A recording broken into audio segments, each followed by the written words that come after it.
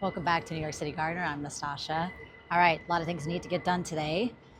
Probably my main priority are these tomatoes that I started from seed, I think in February. And I can just tell that they really want to get out of these small containers. I probably have 100 tomato plants there, but I really just need 12. I really just want to grow one of each variety that I planted. I have 12 varieties here. And I just planted a lot of seeds because some of it is some of the seed packets are older, so I wanted to make sure they would germinate. And then also I like to give them away. So the game plan is to get, I think I can get all of them planted today. I came up with the game plan. I really don't have like 12 separate areas to put 12 different tomatoes. So I think I have a game plan on how I can be economical about it and still get all the variety that I'm looking for. The rest of them I'm gonna be putting in these water bottles that I save.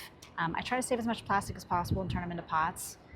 So I have a lot of these. I don't know that I have 100 of these, but I'm going to do as many as I can. The rest, I also have other older pots. Maybe I can use those as well. So we're going to get that done. I need to get these in the soil as soon as possible. Like they are baking out here. These are the strawberry Bareroot. That'll take like 2 minutes, so just need to get it done. All right.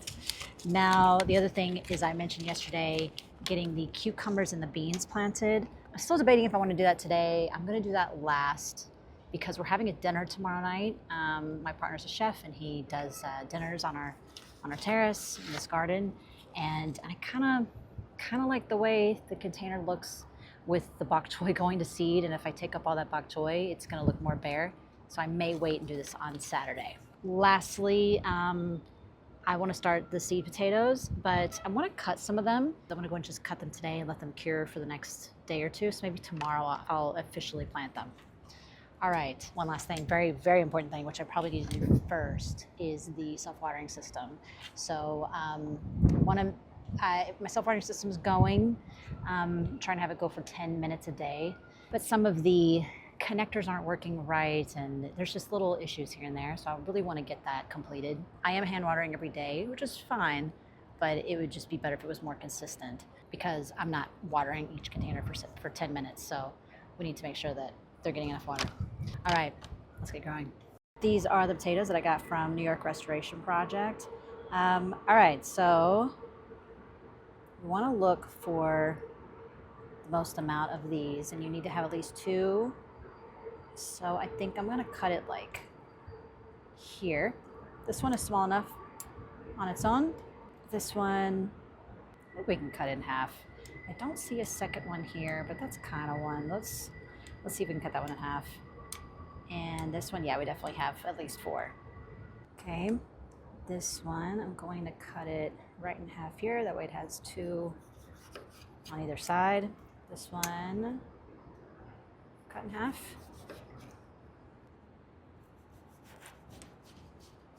Great. Now, when I cut this one open, this is what it looks like. So we've got this kind of diseased looking part in here. And I gotta say, I don't want to introduce anything potentially diseased. This is where I just planted my corn, and I don't have any kind of water set up over here because I've never grown anything in that area. So I'm gonna put this there, and we're gonna attach it right there at the bottom. It's pretty easy. I'm gonna cut, make sure I cut the right thing because 2 of these are electrical. So make sure I'm cutting. Ooh, that was a close one. All right, same thing. I like to take my lighter, just move this whole thing out of the way. It's so heavy. It's probably 70 pounds. Take one end, and then I'm just going to heat this up. Just loosening the rubber a little bit, or I guess plastic, whatever it is. Again, just imagine there was corn growing here, all tall like this, and then you see the Empire State Building, like just right over there. That'd be pretty cool. Next up, I really wanted to set one up for my grapevine and my goji berry, but I'm just realizing I do not have enough of the thin tube. I only have the thicker tube here. So I think I need to make an Amazon purchase because I don't have any extras. So we're gonna have to skip those 2 and move on. All right, I think that's a good amount of work on the watering system. I really need to buy that thin tubing just to finish everything. So I'm gonna make an Amazon purchase and then we can get back to that in the next couple of days. All right, we need to get these Bareroot into the soil like yesterday. So let's just get that done right now.